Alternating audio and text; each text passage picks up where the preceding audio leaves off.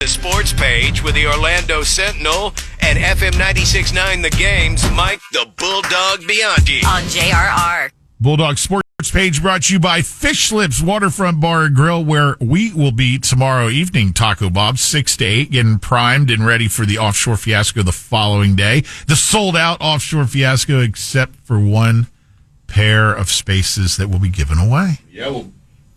We'll be giving away tomorrow night. Fish Lips, again, like Pat said, 6 to 8. We have beer specials. We have discounts on your food. It's going to be a great time. Fish Lips is always awesome. Port Canaveral, we'll see you there. Bulldog, where are you going to start with us this morning? I used to live right by Fish Lips when I worked at Florida Today newspaper. I lived in Port Canaveral right there on the ocean. Wow. One of my favorite places to live ever. And one of my favorite places to go, Fish Lips.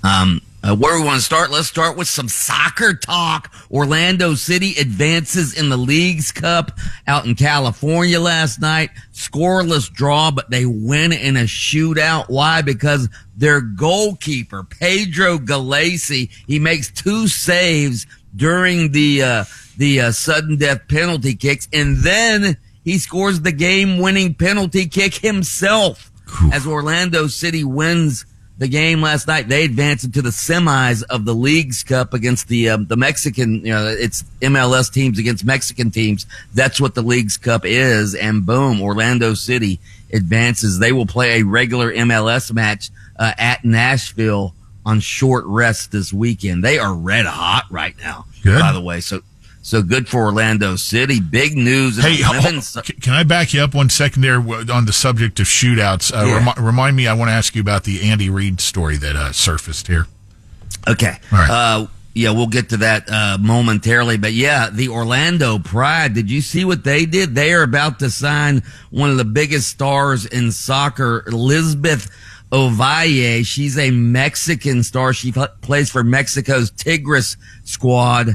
They're going to sign her a transfer fee, $1.5 million. That's the biggest transfer fee in women's soccer history. Of course, the Pride last year brought in Barbara Banda for what was then the second biggest transfer fee in women's soccer history. The Pride are serious about winning them some championships. They won one last year, obviously, and now they are making a huge acquisition. So good for the Pride for spending some money. And you said, they already have Marta, who you said hands down is one of the biggest stars.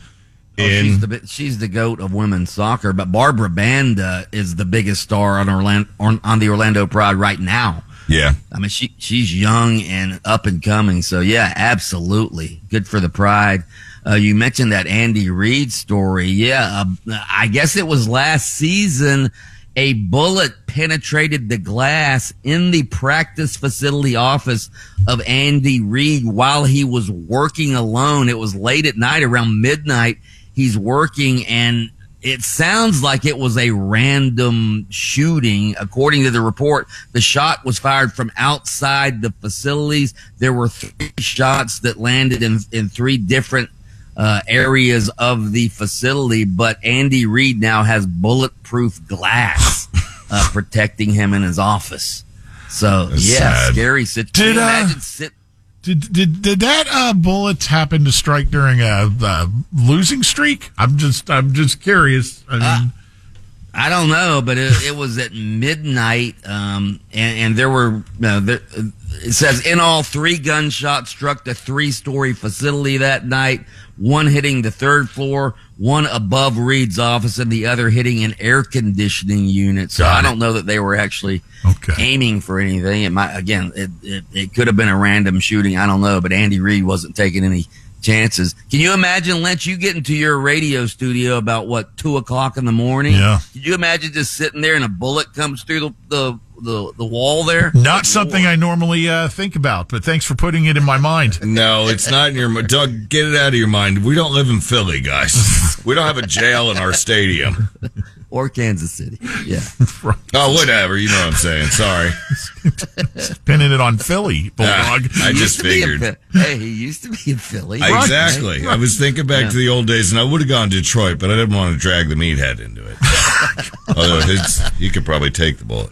Lynch, I know you're fired up about NASCAR's schedule release yesterday. Ah, boy. It's, so they're going to finish the season going back to finishing in Homestead. They've added another road race in San Diego. Yeah, another Shane Van Gisbergen victory in San Diego. Right. Yeah. And then they're not going to have the road race through the streets of Chicago, although they're moving a race back to the Chicagoland Speedway in nearby. Is it Joliet, Illinois? Yes. Mm-hmm.